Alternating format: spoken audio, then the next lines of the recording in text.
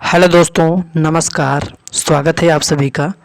UP मुख्य सेविका भर्ती परीक्षा को लेकर आपकी फाइनल आंसर की को लेकर यहाँ पर बहुत बड़ी खुशखबरी है, क्योंकि फाइनल आंसर की के बाद आप सभी को पता ही होगा कि category wise general, EWS, OBC, SC, ST, pH सभी की कट ऑफ में दोस्तों आपको कट ऑफ में बहुत बड़ी चेंजिंग आपको देखने को मिलेगी। ठीक है, तो यहाँ पर जिनके कम अंक थे, जो अभ्यर्थी थोड़ा सा परेशान थे, जिनको लग रहा था कि उनका सिलेक्शन नहीं हो पाएगा, तो अब उनके लिए बहुत बड़ी यहाँ पर खुशखबरी है, क्योंकि जो फाइनल आंसर की आएगी संशोधन होने के बाद, तो उसमें आपके भी अंक बढ़ने वाले हैं। कितने अंक बढ़ेंगे, किस प्रकार से बढ़ेंगे, ये अभी हम आपको बताएंगे। साथ ही साथ आपको पीडीएफ कहाँ पर मिलेगी, ठीक है, तो इसके लिए मैं आपको बता दूं, पीडीएफ आपको मिलेगी हमारे टेलीग्राम चैनल पर।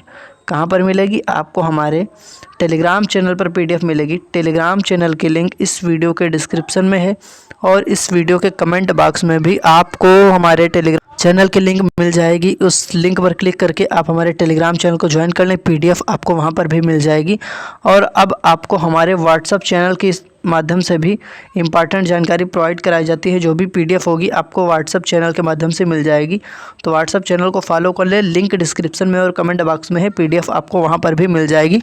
तो टेलीग्राम और डिस्क्रिप्शन दोनों, सॉरी, आपका टेलीग्राम और व्हाट्सएप चैनल दोनों चैनल की लिंक आपको इस वीडियो के डिस्क्रिप्शन और कमेंट बॉक्स में मिलेगी। ज्वाइन कर लीजिए लिंक से जाके, आपको जो भी पीडीएफ होगी वहाँ पर मिल जाएगी। देखिए, आंसर की पर ऑब्जेक्शन जितने भी हुए हैं, इसकी लास्ट डेट कितनी थी सभी को पता होगा, 12 अक्टूबर।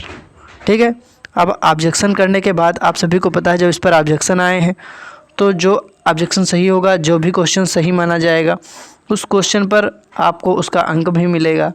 तो जिसने ऑब्जेक्शन नहीं किया है यहाँ पर उसको भी अंक मिलेगा। क्यों? क्योंकि अगर आंसर सही है तो अगर और ऑब्जेक्शन आए हैं और जिन्होंने ऑब्जेक्शन नहीं किया उनको भी इसका फ़ायदा मिलेगा। ज़रूरी नहीं सभी ऑब्जेक्शन करें, जितने भी स्टूडेंट ने ऑब्जेक्शन किया है उनको तो मिलेगा ही, लेकिन जिन्होंने ऑब्जेक्शन नहीं किया है उनको भी इसका अंक मिलेगा।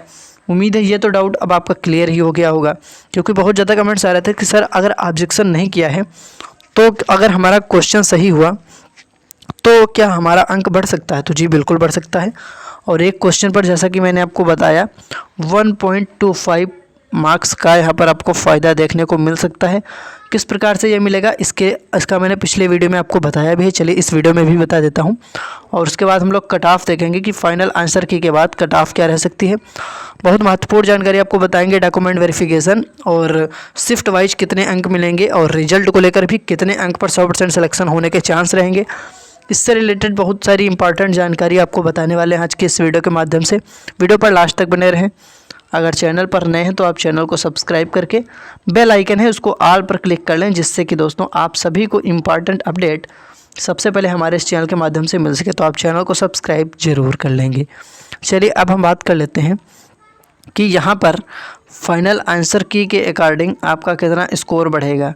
तो देखिए, पहले मैं आपको बता दूँ कि एक क्वेश्चन पर आपका 1.25 आपको कैसे मिल सकता है। तो देखिए, ध्यान से समझना। जैसे कोई भी क्वेश्चन होगा, उसके 4 ऑप्शन हैं, ए बी सी डी। ठीक है, चलिए मैं आपको यहाँ पर फिर से एकदम क्लियर करता हूँ। अगर कोई क्वेश्चन है, कोई भी क्वेश्चन है, एग्जाम्पल के लिए आप मान लीजिए, उदाहरण के लिए मान लीजिए कोई क्वेश्चन है, ठीक है, और उसके 4 ऑप्शन दिए गए हैं। ठीक है, कौन कौन से? ए हो गया, बी हो गया, सी हो गया, डी हो गया। ठीक है, और उदाहरण के लिए आप समझ लीजिए, अगर किसी स्टूडेंट्स ने सी टिक किया था, ठीक है, लेकिन आंसर की के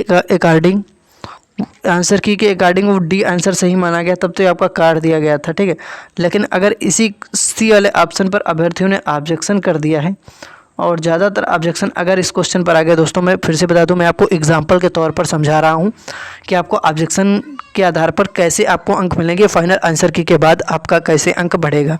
तो यहाँ पर आप समझिए, अगर आपने सी आंसर टिक किया था और आंसर की के अकॉर्डिंग डी को सही माना गया, लेकिन फिर आपने अगर सी पर ऑब्जेक्शन कर दिया और कई सारे अभ्यर्थियों ने ऑब्जेक्शन किया सी पर, तो अगर बाद में ये सही माना जाता है तो फिर आपको कितने अंक का फ़ायदा मिलेगा। देखिए, एक क्वेश्चन पर मैं आपको बता रहा हूँ। तो देखिए, ये क्वेश्चन 1 अंक का था, ठीक है, तो यहाँ पर अगर ये आपका गलत माना गया था तो ये 1 नंबर आपका कट गया था।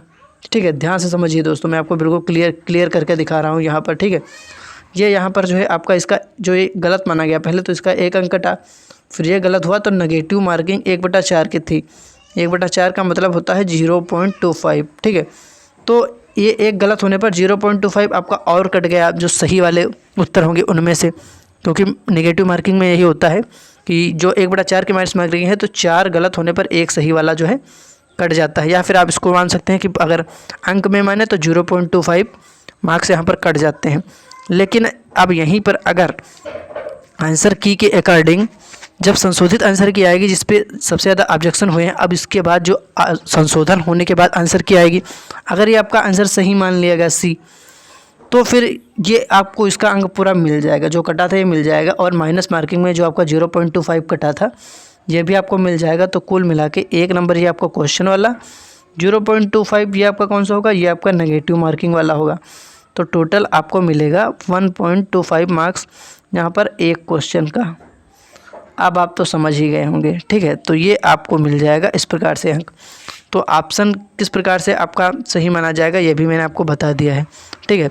तो उम्मीद है अब आप जो है बात को समझ पाए होंगे। तो यहाँ पर आपको 1.25 मार्क्स एक क्वेश्चन पर इस प्रकार से मिलेगा। अब मान लीजिए आपने भी सी टिक किया था और डी माना गया, फिर आंसर के अकॉर्डिंग भी सी मान लिया गया, ऑब्जेक्शन भी सी पर हुआ था, ठीक है।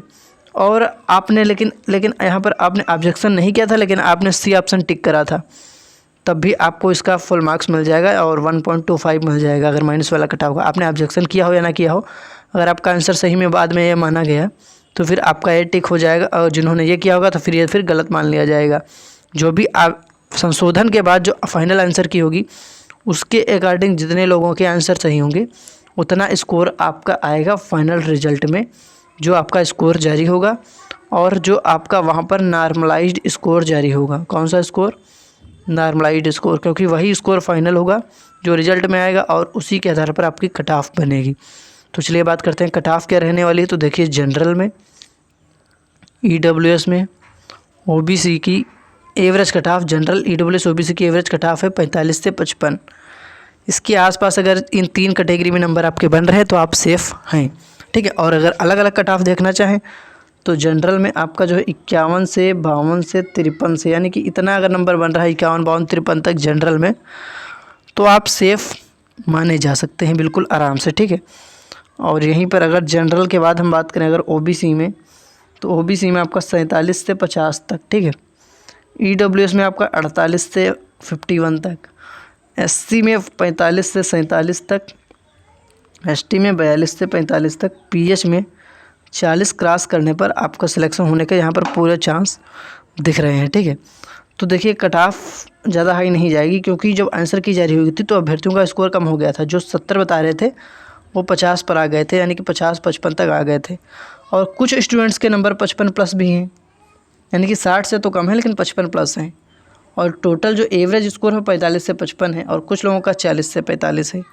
तो एवरेज जो कट ऑफ बनेगी वो 45 से 55 के बीच बनेगी। बाकी SC ST की 45 से कम पर भी हो सकता है सिलेक्शन।